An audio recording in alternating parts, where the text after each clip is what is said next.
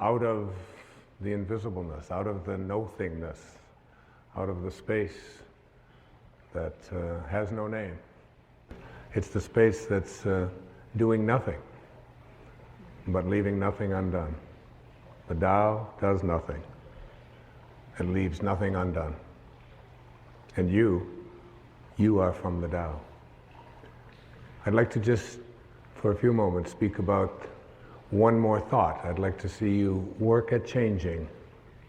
To change the thought from notice me,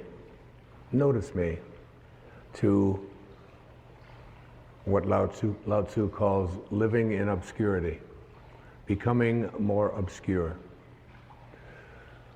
We live in a celebrity-obsessed world, don't we? Look at me. Notice me. The Tao teaches something completely the opposite. Listen to the 66th verse of the Tao. Water again. The sea stays low. And because the sea stays low, all of the rivers and all of the streams empty into it. Because it stays humble. Because it stays in that place of just allowing everything to come to you. He was trying to teach us the important lesson of letting what we know is coming come to us. I practice this so much more now in my life than I did at one time. I can remember years ago, I had written a book called Your Erroneous Zones back in the 70s, and it stayed on the New York Times bestseller list for something like 27 months.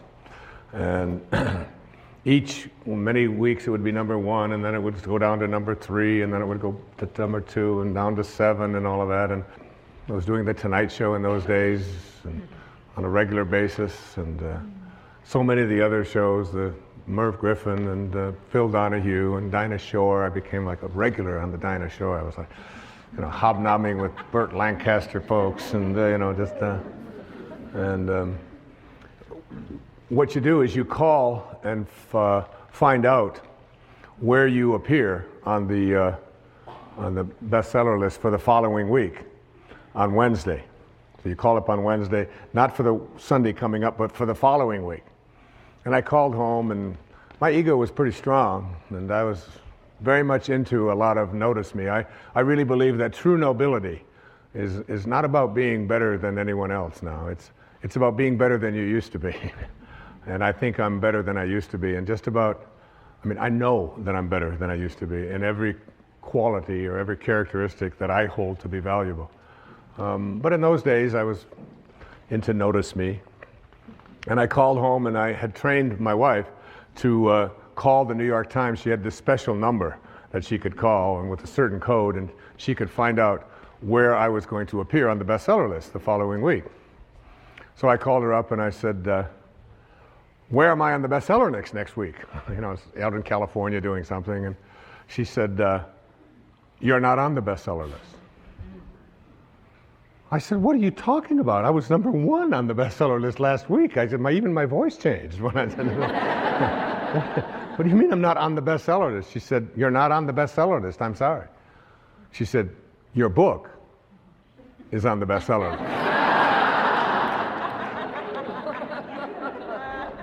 Big distinction there, isn't it? Between believing that this is me and recognizing that you can let go a little bit of that. Listen to verse 66 of the Tao. Why is the sea king of 100 streams? Because it lies below them. Humility gives it its power. That's a very important principle to understand. And I live on the ocean, right next to it. It's my front yard. And always I watch it to learn something from this thing called the ocean, which is the most powerful source of life that we have on the planet. Without it, there's no life on this planet. And because it stays low, so what does this have to say to us? Do you have the capacity to get past that ego need to always be saying, notice me, look how important I am. I mean, there's been a proliferation of this lately with this celebrity silly stuff, isn't it? I mean, CNN is doing, full hour shows on silly little things about what happened to this particular celebrity or what happened to that celebrity, and the celebrity's never even done anything. And there's all of this talk about it, and all of the new magazines. I mean, and you go through an airport and you look on the newsstand and all the same photos, just with different magazines. I don't even know what the names of all of them are, but there's like this huge market now that we have for people to get into a state of notice me, notice me, notice me. And how much do we train our young people, particularly in our schools and so on, that the one who is the star is the one who gets the most attention. The one who is the most important and the most valuable is the one that has the most people liking them and so on. This constant obsession with needing to be noticed. When in fact, what I have found for myself is the happiest moments of my life are when I can do it low and slow and not have anybody out there even know what I'm doing. To be able to, Louise never would have advertised the fact of some of the things I talk about with her generosity. She does it anonymously. It's almost always done in those ways. No, look at me, look and notice me, how important I am, and so on. So much to learn from that kind of wisdom, from that kind of inner connection to the Tao, the ability and the willingness to do it anonymously, to say that you can just get done almost anything that you want to get done if you don't become obsessed with taking credit for it. Remember the movie The Magnificent Obsession? Yeah. It was a movie made back, I think, in the 50s. And it was really about what was the magnificent obsession.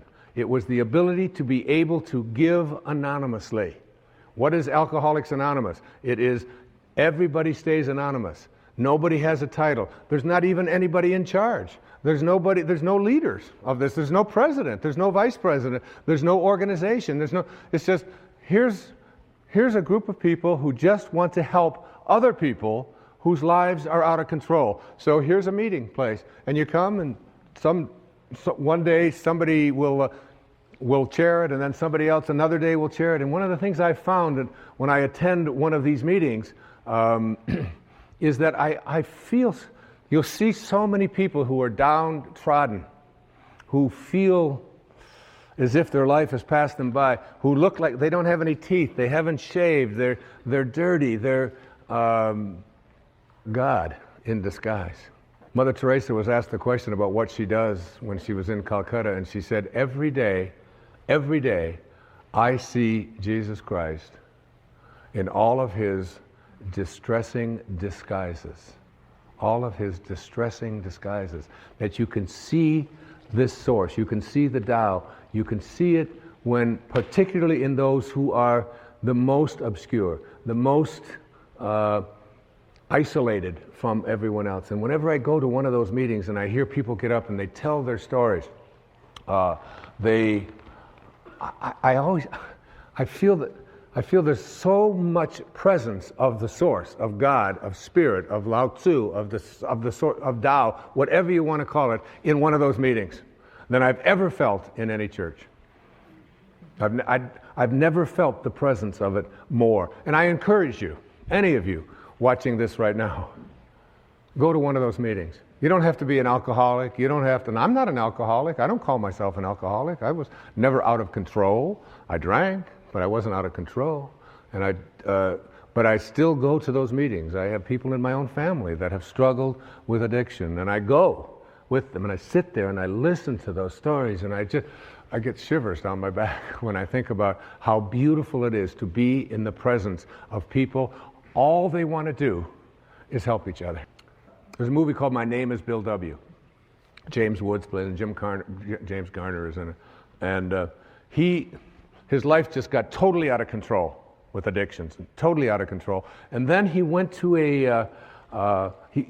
he went to one of these meetings, and he began to realize, and he said, we can actually take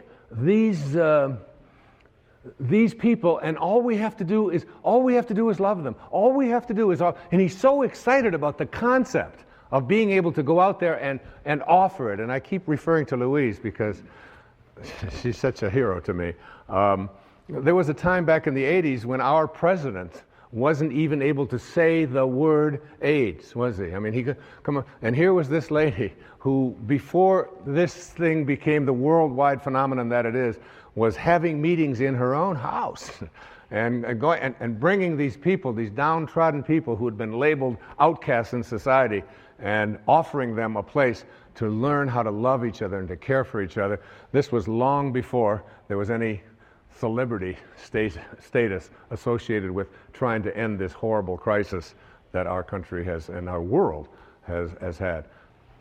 There was James Wood, so excited about the idea of we can create a place where we're anonymous. Nobody has to know anything about us. We don't have to say our names. We don't have to say anything. We just have to come there and we can help each other. And before that happened, everybody who got out of control with addictions, particularly with alcohol, would die. There was no cure. There was no cure. And where did they find their cure? They found it in being anonymous. They found it in being obscure. They found it in having no organization. They found it in having no elected representative. They found it in having no rules. There are no rules.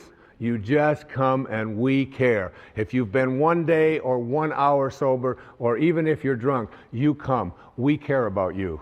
And you are not that alcohol. Who you are is this divine soul. In the 36th verse of the Tao Te Ching, it says, "The gentle outlast the strong. The obscure outlast the obvious." Try to become a little more obscure, a little less interfering, a little less notice me, a little less, one of the specific kinds of things that you can do is just as you're about, when somebody else is talking, just as you're about to interject what you've been thinking about for the whole time, waiting for them to stop talking, just stop, to bite your tongue and say, "Tell me more." Or, "That's very interesting. I have never heard that point of view before." Even if they totally, completely disagree with everything that you stand for, to be willing to listen, to be able to stop. Practice it. I practiced it when I did these verses of the Tao. I practiced it every single day while I was working on that. Just staying obscure. And for me, that's not always so easy because of just being recognized wherever I go. And if I saw someone who was about to recognize me, I would just put my head down. I would just walk a little bit past them like something. Right now, I just want to be anonymous. Right now, I want to be obscure. The Tao says, storms always end. Verse 23, fierce winds don't blow all morning. A downpour of rain doesn't last all day. Who does this? Heaven and earth. You're already connected to everything you want or need. It will come to you at the exact perfect time, as the rivers and the streams come to the ocean at the perfect time and place. You gotta trust. You gotta know it's going to come to you. You don't have to chase after it. You can become a little less obsessed with your ego and your self-importance and who you are and what you've done, and you can get so much more done. And you know what? It's the most peaceful and sweet, delicious way. It's like the song that Cecilia was singing about the rose. Thank you so much, and God bless you. Thank you. Thank you. Thank you very much. Thank you. Thank you. Thank you very much. Thank you. Thank you.